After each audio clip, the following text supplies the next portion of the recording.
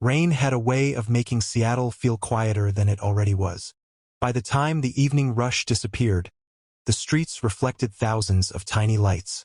Cars rolled slowly through puddles, while people hurried beneath umbrellas, each carrying their own destination and their own worries. On the corner of Pine Street stood a small cafe called Maple and Ash. It wasn't famous. It wasn't fashionable. It was simply warm. Every Tuesday evening, just before 7, Grayson Carter walked through its wooden door with almost perfect timing. The young woman behind the counter no longer asked what he wanted.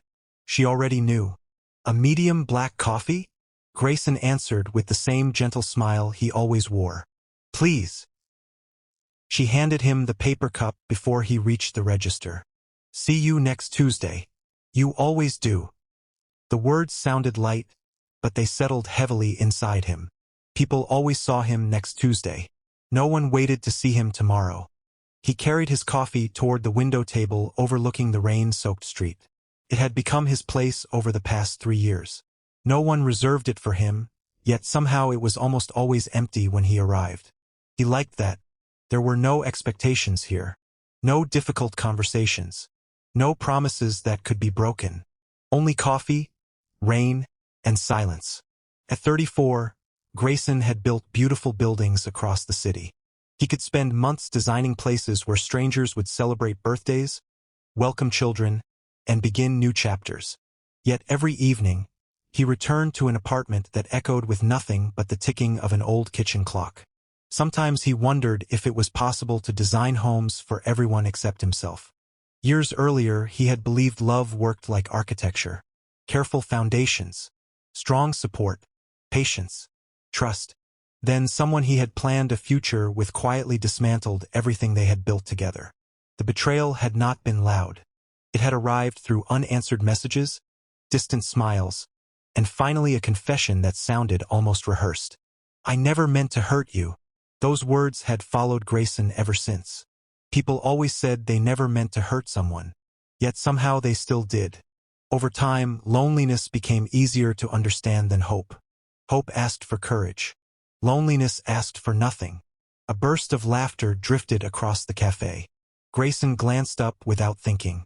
Someone had just entered, shaking rain from a dark green umbrella before carefully closing it near the door. The man apologized to everyone standing nearby, smiling with quiet embarrassment. His smile wasn't loud. It didn't ask for attention. It simply made the room softer. He carried a stack of books beneath one arm and ordered tea instead of coffee. Moments later, he settled beside the front window. He opened one of the books and disappeared into its pages as though the outside world no longer existed. Grayson looked away, then looked back again. There was something peaceful about him. Not because he seemed perfect, because he seemed comfortable being imperfect. The following Tuesday, the same man returned. So did the Tuesday after that. Neither of them spoke. Sometimes their eyes met for only a second before one of them looked away. Sometimes they exchanged small smiles. Nothing more. The quiet routine stretched across nearly a month.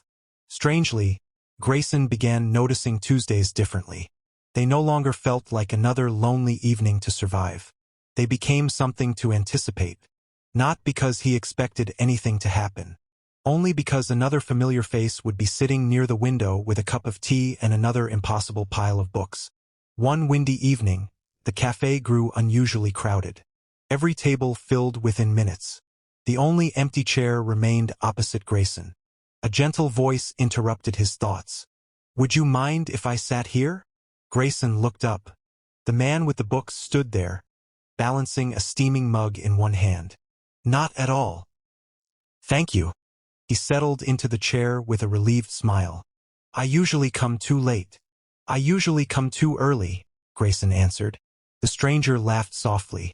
Maybe that's why we've never shared a table. For a moment neither spoke. The silence felt comfortable rather than awkward. Finally, the stranger extended his hand across the table. I'm Rowan Brooks. Grayson Carter. It's nice finally knowing the name of the man who always reads architectural magazines. Grayson blinked in surprise. You noticed. Rowan smiled. I own a bookstore. I notice what people enjoy reading. Grayson couldn't help smiling back. And here I thought I was invisible. I don't think invisible people smile at strangers. Their conversation unfolded naturally after that. Books became the easiest beginning. Rowan loved classic novels and poetry. Grayson admitted he rarely finished fiction but loved buildings because every one of them told a story without speaking. Rowan seemed to understand exactly what he meant. Outside, rain tapped gently against the glass. Inside, the cafe grew warmer as evening settled over the city. Neither noticed how quickly time disappeared. When the cafe announced closing time, Rowan looked almost surprised. "I've kept you longer than I meant to." "You really haven't." They stepped outside beneath the same gray sky. Rain had slowed into a soft mist. For a brief second, neither seemed eager to walk away. Rowan adjusted the strap of his canvas bag. "So," Grayson waited. "I'll probably see you next Tuesday." Grayson smiled, and this time it reached his eyes. "I think you will." Rowan waved before disappearing down the sidewalk, his figure gradually fading beneath the streetlights. Grayson stood there a little longer than necessary. The evening air felt different, lighter. He couldn't explain why. It had only been a conversation. Nothing extraordinary had happened. No promises had been made. No grand declarations had filled the rainy night. Yet as he walked home, he realized something quietly remarkable. For the first time in years, he wasn't looking forward to the weekend. He was looking forward to Tuesday. And without realizing it, the walls around his heart had opened just enough for one quiet stranger carrying too many books to step inside. Tuesday evenings quietly became the rhythm of Grayson Carter's life. What began as chance meetings at Maple and Ash Cafe slowly turned into an unspoken tradition. Neither of them suggested it. Somehow, every Tuesday at 7 o'clock, they simply arrived. Sometimes Rowan Brooks reached the cafe first, already lost in another novel with a cup of chamomile tea beside him. Other times, Grayson would be waiting by the window, gently tracing raindrops as they slid across the glass. They always smiled when they saw each other. The smile grew a little warmer each week. Soon, coffee was no longer enough. "Would you like to see my bookstore?" Rowan asked one evening as they stepped into the cool autumn air. Grayson hesitated only for a moment. "I'd like that." The bookstore stood only a few blocks away. Its wooden sign read Brooks and Pages in faded gold lettering.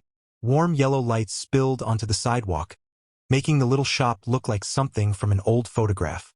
A tiny bell chimed as Rowan unlocked the door. Every shelf seemed carefully arranged. Handwritten notes rested beneath many books, offering small recommendations in Rowan's neat handwriting. "You wrote all of these?" Grayson asked. Rowan nodded. "I like helping people find stories that arrive at the right moment." Grayson smiled. "And who helps you find yours?" Rowan looked at him for a heartbeat before quietly replying, "Maybe they're still being written." The answer stayed with Grayson long after he returned home. As the weeks passed, their friendship settled into something gentle and dependable. Grayson repaired a loose bookshelf one Saturday morning without being asked. Rowan thanked him by making homemade tomato soup and warm bread in the tiny apartment above the bookstore. Neither called it a date. Neither needed to. Winter arrived quietly. Snow covered the sidewalks while soft music drifted through the bookstore speakers. Customers came and went. Children searched for adventure stories. Older couples browsed together in comfortable silence. Grayson found himself helping customers whenever Rowan became busy. "You work here now?" one customer joked. Rowan laughed before Grayson could answer. "Only on days when I need saving." Grayson looked down, trying to hide the smile that immediately appeared. He was beginning to understand something about Rowan. Kindness wasn't something Rowan performed. It was simply who he was. One evening, after closing the bookstore, they walked through a nearby park covered in fresh snow. The city seemed quieter beneath its white blanket. Streetlights painted soft golden circles across the path. "I used to hate winter," Grayson admitted. Rowan glanced toward him. "What changed?" Grayson thought for a moment. "I stopped walking through it alone." Neither spoke again for several steps. Some silences carried more meaning than conversations ever could. A few days before Christmas, Rowan invited Grayson upstairs for dinner. The apartment was modest but warm. Books covered nearly every wall. Old photographs rested on a wooden shelf. A record player quietly filled the room with gentle piano music. Grayson noticed a picture of Rowan standing beside a younger man who looked remarkably similar. "Your brother." Rowan gently picked up the frame. "My cousin." His smile softened. "We grew up almost like brothers." He carefully placed the photograph back where it belonged. There was sadness behind his eyes. Grayson noticed it, but he didn't ask. Some stories deserved to be shared only when someone felt ready. Dinner stretched late into the evening. They talked about childhood dreams, favorite books, parents, failures, small victories. For the first time in years, Grayson spoke honestly about the relationship that had broken his trust. "I kept wondering what I did wrong," he confessed quietly. "You didn't make someone choose dishonesty," Rowan replied. "People make their own choices." Grayson looked at him. "You make everything sound simple." Rowan smiled gently. "It's never simple. It's just easier when someone reminds you that the blame isn't yours." The words settled somewhere deep inside Grayson. No one had ever said them quite like that. January arrived with icy mornings and bright blue skies. One afternoon, Grayson received a call from work. A major project had suddenly fallen apart. Deadlines collapsed. Meetings stretched into endless hours. By evening, exhaustion had settled across his shoulders. Without thinking, he walked toward the bookstore. The lights were still on. Before he even spoke, Rowan looked up from behind the counter. "You've had a difficult day." Grayson laughed softly. "Is it that obvious? You forgot to smile." Rowan disappeared into the back room and returned carrying 2 steaming mugs of hot chocolate. "No advice tonight," Rowan said. "Just sit with me." So they did. For nearly an hour. No solutions. No speeches. Only quiet company. Somehow it was exactly what Grayson needed. Weeks later, during another snowy evening walk, Rowan suddenly stopped beside the river. The wind gently lifted strands of his dark hair. He looked unusually nervous. "I've been meaning to ask you something." Grayson waited. Rowan slowly reached out. Not suddenly. Not dramatically. His fingers simply rested against Grayson's hand, leaving plenty of space to pull away. Grayson looked down at their hands. Old fears whispered inside him. Promises don't last. People leave. Don't trust too quickly. Then another voice appeared. Smaller. Calmer. "This one sounds different." Very slowly, Grayson turned his hand over. Their fingers intertwined naturally. Neither smiled immediately. The moment felt too important for words. As they continued walking, their hands remained together. Nothing had been announced, yet everything had quietly changed. The following months became some of the happiest Grayson could remember. Morning messages, shared grocery shopping, weekend book fairs, long drives along the coast, quiet evenings reading together while rain tapped against the windows. Love arrived so gently that Grayson almost forgot he had once been afraid of it. Almost. Because small mysteries had begun appearing around Rowan's life. His phone sometimes rang late at night. Whenever he answered, his expression changed. Gentle concern replaced his usual peaceful smile. Occasionally he left dinner early. "I promise I'll explain someday," Rowan would say. "I just can't yet." Grayson always nodded. "I understand." He wanted those words to be true. Then one rainy Tuesday, he returned home to find a plain envelope resting outside his apartment door. No return address. No name. Only his. Inside was a single photograph. Rowan stood with another man outside a hospital. They were embracing tightly. The image had been taken from a distance. No explanation. No note. Just the photograph. Grayson stared at it for a long time. The room suddenly felt colder than the winter waiting outside his window. For the first time since meeting Rowan, fear quietly returned. And this time, it did not knock before entering. The photograph stayed hidden inside the drawer beside Grayson's bed. He told himself he should throw it away. Instead, he found himself taking it out almost every night. He searched for answers inside a single frozen moment. The man standing beside Rowan looked close to his age. Their embrace seemed full of emotion. The hospital building behind them faded into the background, while the expression on Rowan's face remained impossible to read. Picture could tell a story, could also hide one. Grayson knew that. As an architect, he understood how perspective could change everything. A building looked different from every angle. Yet somehow, when it came to his own heart, he forgot that simple truth. The following Tuesday, Rowan was already waiting at Maple and Ash Cafe. His smile appeared the moment Grayson walked through the door. "You made it." "I almost didn't," Grayson replied. Rowan studied his face for a second. "Everything okay?" Grayson forced a small smile. "Just work." It was the first lie he had ever told Rowan. The conversation never found its usual rhythm. Rowan noticed every pause, every distant glance, every answer that ended too quickly. When they left the cafe, Rowan gently touched Grayson's arm. "If something's bothering you," Grayson interrupted before he could finish. "I'm fine." Rowan nodded, though his eyes quietly admitted he didn't believe him. Days passed. Then weeks. The distance between them grew so slowly that neither could measure it. Grayson still visited the bookstore. They still shared dinners. They still walked home together. But something invisible had settled between them. A silence that hadn't existed before. One Friday evening, Rowan's phone rang while they were cooking together. The smile disappeared from his face as he read the screen. "I have to go. Now? I'm sorry. Can I come?" Rowan hesitated. "I don't think this is the right time." He reached for Grayson's hand. "I'll explain soon." Grayson quietly pulled his hand away. "Take your time."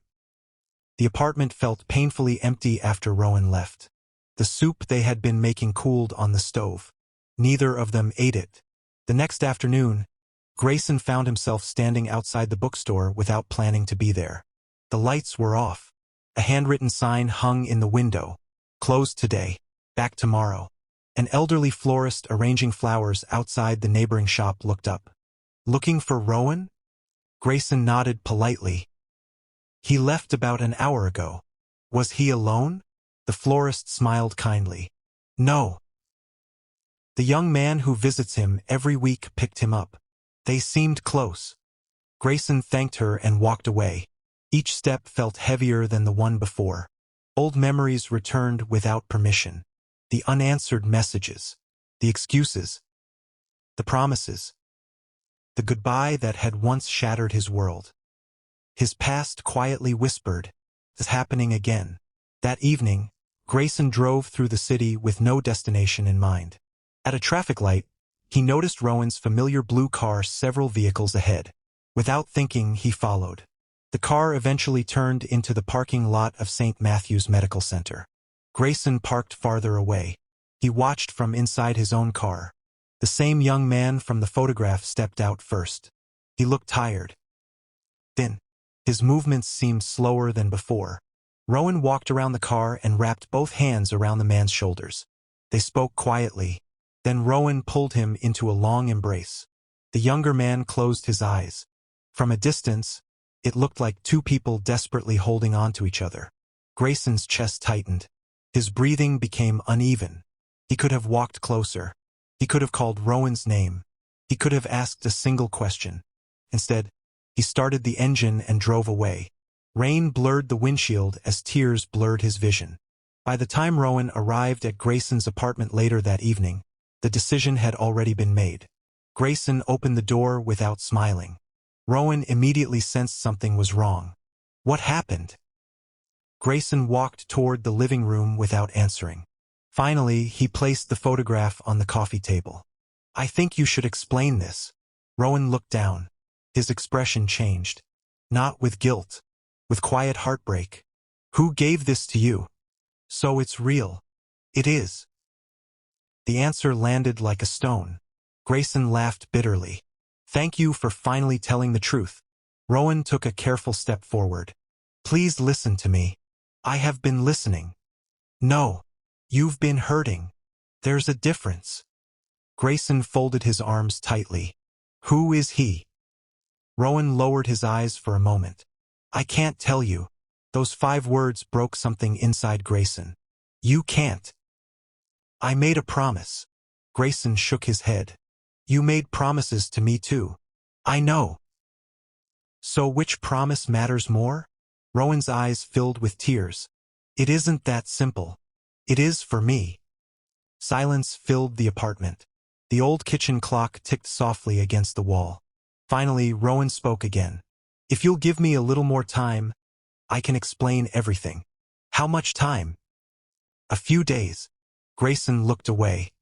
I've already spent weeks wondering whether the person I love is lying to me. Rowan's voice became barely louder than a whisper. I'm not lying. Then tell me. I can't. The answer felt final. Grayson walked to the front door and opened it. I think you should leave. Rowan didn't move. His hands trembled at his sides. Please. 5 minutes. Just 5 minutes. I can lose everything tonight. Grayson swallowed hard. His own heart begged him to stop, to listen, to wait, but fear spoke louder.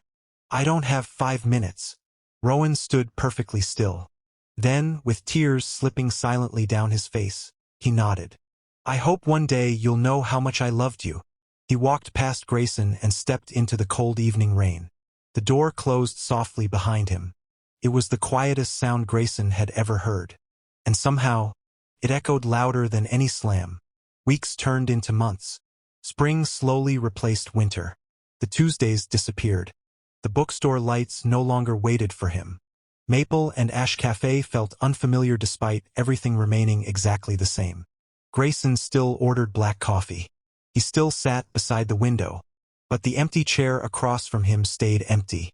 Every single Tuesday. Until one ordinary afternoon, a thick cream-colored envelope arrived in his mailbox. No return address. Only his name, written in handwriting he had never seen before. Without knowing why, Grayson felt his heartbeat quicken. Some stories, he would soon discover, do not end with goodbye.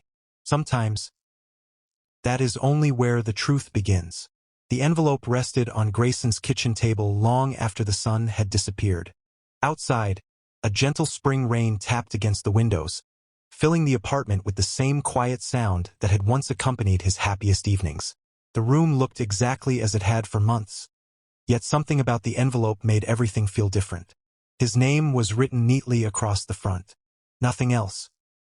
No return address. No explanation. He stared at it for several minutes before finally breaking the seal. Inside was a letter from a law office and another smaller envelope. His hands trembled as he unfolded the first page. The letter explained that the enclosed information had been requested by a client before leaving the city. That client was Miles Bennett. Grayson's breathing slowed. He had not heard Miles's name in years. As he continued reading, each sentence seemed heavier than the one before. Miles admitted he had secretly followed Rowan during the final months of Grayson and Rowan's relationship. He had taken photographs from misleading angles. He had mailed them anonymously. He wanted Grayson to believe Rowan was unfaithful. He confessed that jealousy had become stronger than reason after learning Grayson had finally found happiness again. Grayson lowered the letter. His vision blurred. The photograph that had ended everything had never told the whole story. It had been carefully chosen to hide it. With shaking hands, he opened the second envelope. Several photographs slipped onto the table. This time they showed the complete moments. The young man standing beside Rowan looked painfully thin. His face carried the quiet exhaustion of someone fighting a difficult illness. One picture showed Rowan helping him into a wheelchair. Another showed them laughing softly outside the hospital garden. A final photograph captured Rowan placing a blanket over the young man's shoulders as they sat beneath blooming cherry trees. Nothing about the images suggested romance. They showed only love of another kind. Family. Care. Loyalty. Attached to the photographs was a short note. His name is Noah Brooks. He is Rowan's cousin. He asked Rowan not to tell anyone about his illness until he was ready. Grayson closed his eyes. Suddenly every unanswered question had an answer. The late-night phone calls. The hurried departures. The tired smiles. The quiet sadness that sometimes appeared without warning. Rowan had never been hiding another relationship. He had been protecting someone else's dignity. And Grayson had mistaken compassion for betrayal. A deep ache settled across his chest. Not because Rowan had deceived him. Because Rowan had trusted him enough to ask for patience. And Grayson had answered with suspicion. Tears slipped silently down his face. For months he had blamed Rowan. Now he could only blame himself. At the bottom of the envelope lay one final folded letter. Unlike the others, this one carried familiar handwriting. Rowan's. The paper looked slightly worn, as though it had been folded and unfolded many times. Across the front were only 3 simple words. For Grayson. His hands shook as he opened it. Grayson. If you're reading this, then life has probably unfolded in a way neither of us wanted. I don't know whether we'll ever speak again. I only know I couldn't leave these words unsaid. You once told me that buildings stay standing because every part quietly supports another. I think love works the same way. Sometimes support looks like honesty. Sometimes it looks like waiting. Sometimes it means carrying someone else's pain without asking for recognition. I wanted to tell you everything about Noah. More than once I almost did. But his story belonged to him before it belonged to anyone else. I promised I would protect that. I hoped you would trust me long enough for the truth to arrive on its own. If I asked too much of you, I'm sorry. If your past made trusting me impossible, I'm sorry for that too. None of this changes one thing. Loving you has been the easiest decision I've ever made. If our paths never cross again, I hope one day you'll find peace. Because even if we couldn't keep each other, I'll always be grateful that, for a little while, we found each other. Rowan. The room became completely silent. Grayson pressed the letter against his chest. Every memory returned at once. Their first conversation. The bookstore. Snow-covered walks. Shared laughter over burnt soup. The first time their hands found each other. The last time Rowan had stood at the apartment door asking for only 5 more minutes. 5 minutes. That was all he had wanted. 5 minutes that Grayson had refused to give. The realization broke something deep inside him. He slid to the floor, his back against the couch, and wept without trying to stop himself. Not the quiet tears he had shed after the breakup. These came from somewhere much deeper. From regret. From guilt. From finally understanding what fear had stolen. When morning arrived, sunlight spilled gently across the apartment floor. Grayson had not slept. Rowan's letter still rested in his hands. He read it again. Then once more. Every sentence reminded him that love had never disappeared. Only trust had. He folded the letter carefully and placed it inside his jacket pocket. For the first time in months, he knew exactly what he needed to do. He could not erase the pain he had caused. He could not demand forgiveness. He could not expect Rowan to welcome him back. But he could tell the truth. He could finally choose courage over fear. As Grayson stepped outside, the rain had stopped. The clouds slowly drifted apart, revealing a clear blue sky. He looked toward the street where countless Tuesdays had once begun. Then he whispered softly, almost as if Rowan could somehow hear him across the city. I'm not coming to ask for another chance. I'm coming because you deserved the trust one never gave you. With those words, Grayson began walking toward the bookstore, carrying nothing except one letter, and a heart that was finally ready to listen. The bell above the bookstore door rang with the same soft chime Grayson remembered. For a brief moment, nothing seemed to have changed. The shelves still held hundreds of carefully arranged books. Handwritten recommendation cards rested beneath familiar titles. The scent of cedar wood, old paper, and fresh coffee still filled the warm little shop. Felt like stepping into a memory. Behind the counter, Rowan was helping an elderly customer choose a novel. His smile was as gentle as ever, though there was a quiet sadness behind it now. It was the kind of sadness that had learned to live peacefully beside hope. When the customer finally left, Rowan looked toward the entrance. His eyes met Grayson's. Time seemed to stop. Neither of them spoke. Neither moved. Months of silence stood between them. Rowan slowly walked around the counter. "Hello, Grayson." His voice was calm. There was no anger in it. Only surprise. Grayson swallowed hard. "Hi." Another silence followed. The words Grayson had rehearsed all morning suddenly disappeared. He looked down at the wooden floor before quietly speaking. I don't expect anything from you. I only came because you deserve the truth. Rowan waited. His hands remained folded together. He had always been patient. Grayson took a slow breath. I received a letter. Rowan's expression softened slightly. So, you know? Grayson nodded. I know everything. The photographs. Miles. Noah. The hospital. The promise you kept. His voice trembled. And I know I never gave you the chance to explain. Tears filled his eyes. I'm sorry. The words were simple, yet they carried every sleepless night, every lonely Tuesday, and every moment of regret. I let my past decide who you were. I judged your silence without understanding your reason. I was afraid of being betrayed again. So I betrayed your trust first. Rowan lowered his eyes. When he looked up again, they were shining with tears. I waited for you, he admitted quietly. For a long time. Grayson's heart ached. I know. I found your letter. Rowan gave a small, bittersweet smile. I never thought you'd read it. I wasn't brave enough to send it. It was beautiful. It was honest. It was everything I should have listened to before walking away. For several moments neither man spoke. Outside, spring sunlight spilled through the bookstore windows, filling the room with soft golden light. Finally Rowan broke the silence. How is your work? Grayson blinked. The question was so ordinary that it almost made him laugh. It's busy. It always is. I'm learning not to hide inside it anymore. Rowan nodded gently. I'm glad. And Noah? Grayson asked carefully. A warm smile finally appeared on Rowan's face. He's doing much better. The treatments worked. He's getting stronger every month. Relief washed over Grayson. I'm happy to hear that. He asked about you once. Grayson looked surprised. He did. Rowan smiled. He always believed you'd eventually learn the truth. Grayson lowered his head. He had more faith in me than I deserved.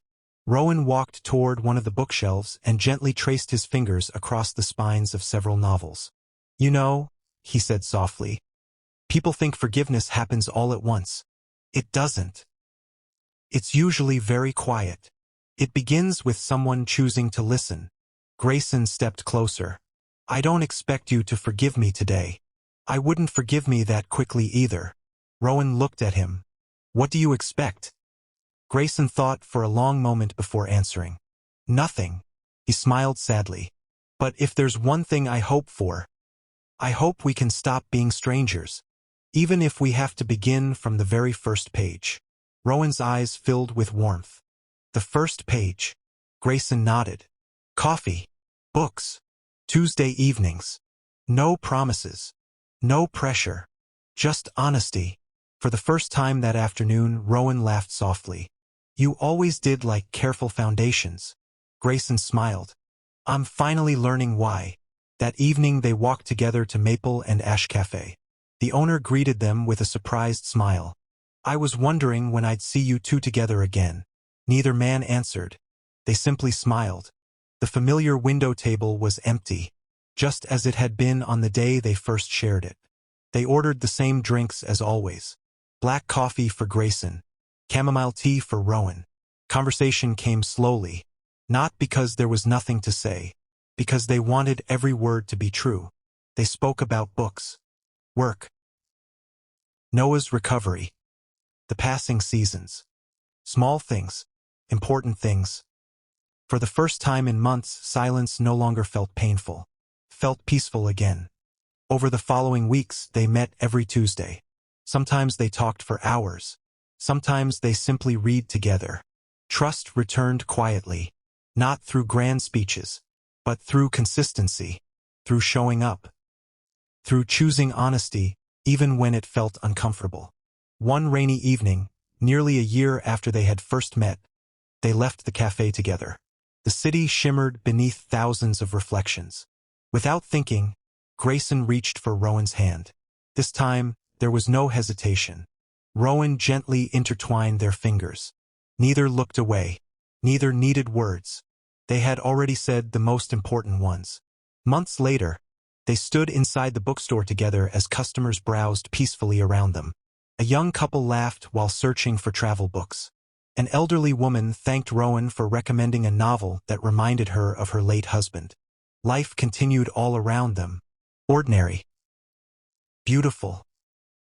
Real. Grayson looked at Rowan and smiled. You know, I used to think love meant never getting hurt. Rowan tilted his head. And now, Grayson squeezed his hand gently. Now I think love means choosing trust, even after fear tells you not to. Rowan smiled with quiet certainty. I think you've finally found your way home. Outside, rain began to fall once more. Not the heavy rain that had witnessed their goodbye. This was softer, gentler, almost like a blessing. They were the ones where two people found the courage to rebuild with honesty, patience, and grace. Sometimes love arrived like a storm. Sometimes it arrived like sunrise. And sometimes it quietly returned after teaching two hearts that trust was never about having all the answers. It was about believing in each other long enough to find them together.